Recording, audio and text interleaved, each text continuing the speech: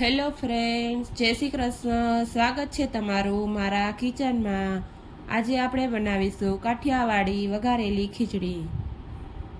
Perfect માપ અને કુકરમાં ફટાફટ બની જાય તેવી સરળ રીતેથી કાઠિયાવાડી વઘારેલી ખીચડી, તે બધાને ખૂબ જ પસંદ આવે એવી રીતે આપણે બનાવીશું.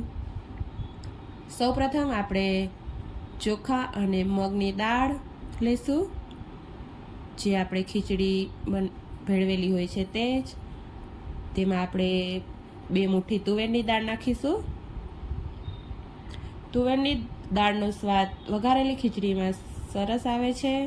તેમાં આપણે થોડા મગફળીના દાણા નાખીશું, 1 મુઠ્ઠી, તે પણ ખૂબ જ મજા આવે છે. તો આપણે એને 5 થી 10 મિનિટ માટે પલાળી રાખશું.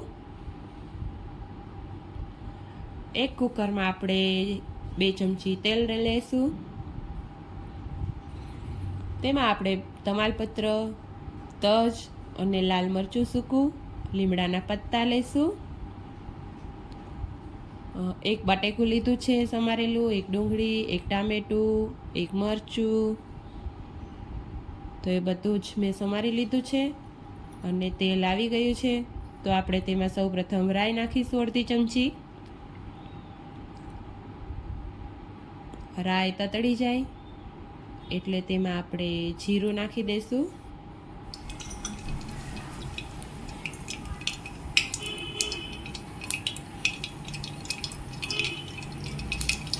અડધી ચમચી આખું જીરું.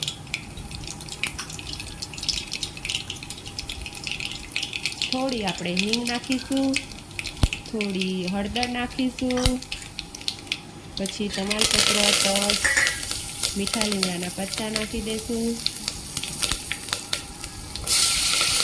અને મરચાં એડ કરી દઈશું અને થોડી વખત આપણે હલાવીશું તેમને. પછી ડુંગળી એડ કરી દઈશું અને ફરી એક વખત હલાવી લઈશું. પછી બટેકા અને ટમેટાં નાખી દઈશું એમાં અને હલાવવાનું છે. તે બધું આપણે 2-3 મિનિટ માટે સાતળી લઈશું. ધીમા ગેસ ઉપર જ આપણે સાતળવાનું છે તેને.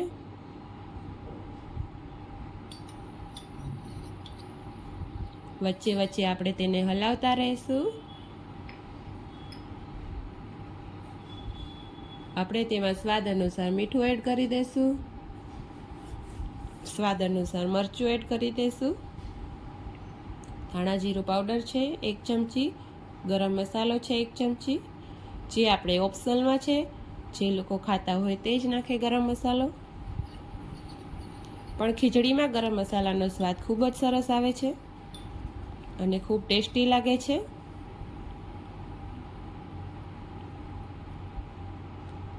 હવે આપણે તેમાં પલાળેલી ખીચડી છે 10 મિનિટ, તે એમાં એડ કરી દઈશું. આપણે બધું જ જોડે ધોઈ લીધું હતું અને 10 મિનિટ પલાળી દીધું હતું. હવે આપણે તેને તેમાં એડ કરી દઈશું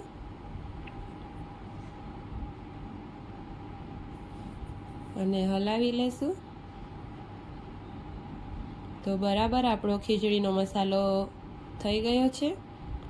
હવે તેમાં આપણે 1 થી 2 ગ્લાસ પાણી નાખી દઈશું.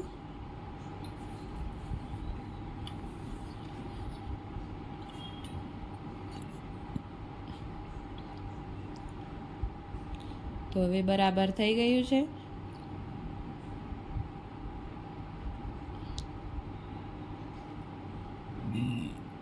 હવે આપણે તેનું ઢાંકણ બંધ કરી દઈશું અને 6 થી 7 વિસલ વગાડી લઈશું.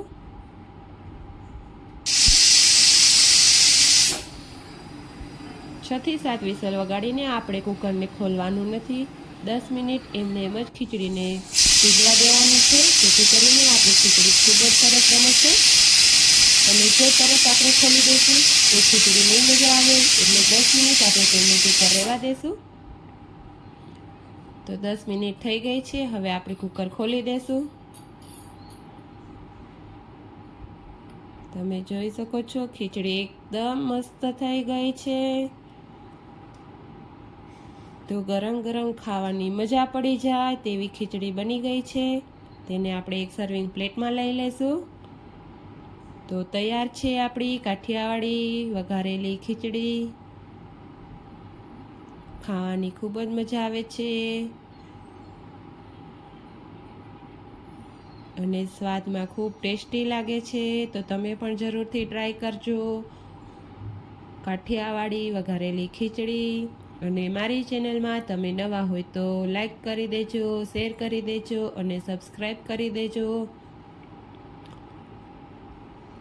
અને કંઈ પણ કમેન્ટ હોય તો તમે કમેન્ટ બોક્સમાં કમેન્ટ કરી શકો છો.